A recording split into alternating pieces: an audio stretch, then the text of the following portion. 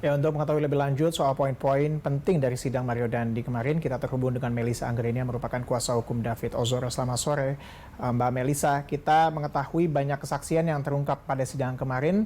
Kalau Anda sendiri menilai dari rentetan fakta dan juga poin-poin kesaksian tersebut bagaimana, Mbak? Ya, selamat sore Mas Reza.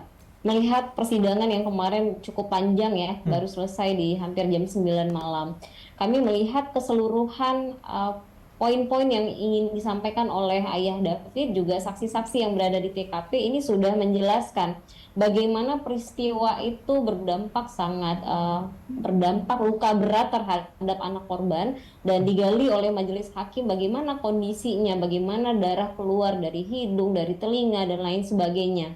Kemudian bergeser ke bagaimana gesturnya para pelaku ini ketika di polsek, Hmm. di mana sudah diakui juga oleh Shane Lucas memang ada bermain gitar. Lalu ditarik lagi sebelum penganiayaan, ternyata memang ada yang mengingat ada terjadinya pengancaman-pengancaman terhadap anak korban. Ini sempat disampaikan oleh ayahnya David ya, ada ancaman menembak dan lain sebagainya, intimidasi sehingga anak korban mau turun, ini juga sudah tersampaikan. Dan hari ini kami juga melihat ada keterangan dari kuasa hukumnya Shane Lucas yang menyatakan apa yang dijadikan keberatan. Kemarin kita lihat ada keberatan dari terdakwa Mario Dendi yang menyampaikan bahwa tidak benar adanya atur-atur dari papanya terkait Hmm. hukumannya hanya 2 tahun 8 bulan, yang lain tenang aja ya. Itu juga sudah dibenarkan oleh kuasa hukumnya Shane bahwa itu memang terjadi dan memang ada, dan itu justru sudah disampaikan di dalam BAP-nya, sehingga kami melihat segala yang disampaikan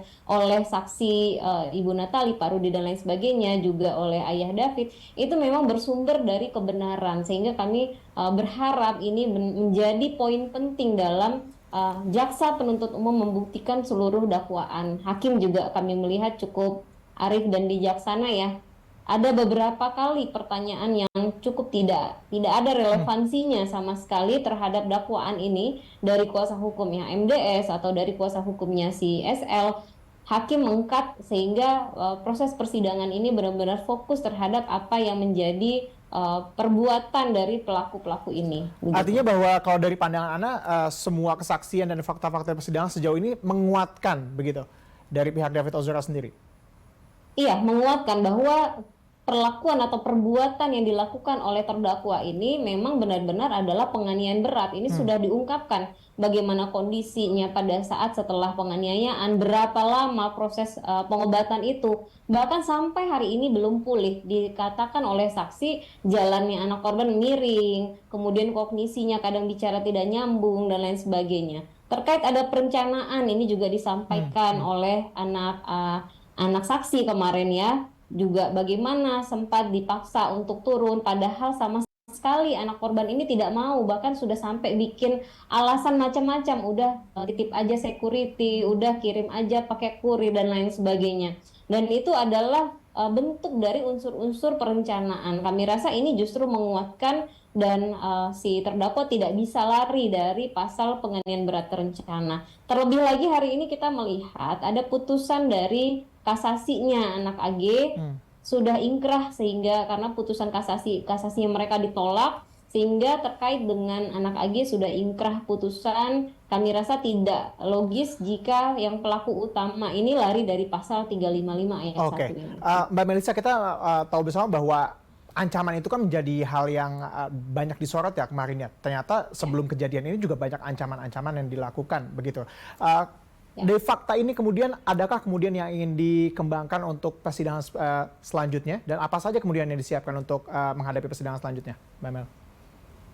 Ya, kemarin disampaikan oleh Ayah David, kami berharap jaksa penuntut umum akan menggali lebih lanjut terkait sebenarnya di mobil itu ada apa sih? Kok sampai Hmm. 2 kali mobil Hmm. Rubicon yang sebagai alat bukti ini ingin dibawa pergi terus? Pertama, ketika masih ada di TKP, ini terdakwa Shane Lucas sudah mengakui bahwa mobil itu dibawa pergi, tetapi tidak jadi karena dihalang oleh security. Kemudian pada saat di Polsek kembali dibawa lagi ini mobil. Oke. Padahal ini adalah alat bukti gitu. Ini yang menjadi dugaan cukup keras dari keluarga, terlebih lagi ketika David sudah mulai mengingat pecahan-pecahan ingatan terkait kondisinya saat itu.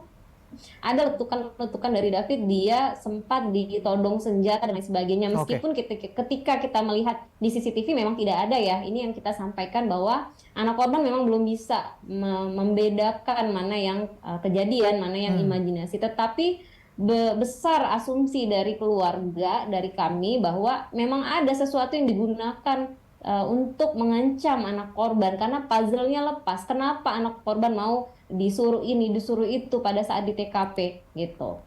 Oke, oke, oke. Dugaan mengerucutnya ini kemana, Mbak? Singkat saja, Mbak. Ya, ada senjata api yang dipakai oleh si terdakwa ini yang Oke. digunakan secara ilegal tanpa izin. Nah, ini yang kita minta digali. Walaupun ini adalah ranahnya yang berbeda, punya pidananya sendiri ya terkait kepemilikan senjata api. Tetapi dugaan ini kan berdasar. Kami berharap ini akan digali. Kalau memang ada, Baik. ya silahkan diproses. Baik, Gitu. kita akan Tetapi nantikan bersama ini, fakta-fakta persidangan ya, selanjutnya. Mbak Melisa, terima kasih atas ya, perbincangan kita sore ini. thank you Terima Mas kasih, Mbak. Reza. Sore.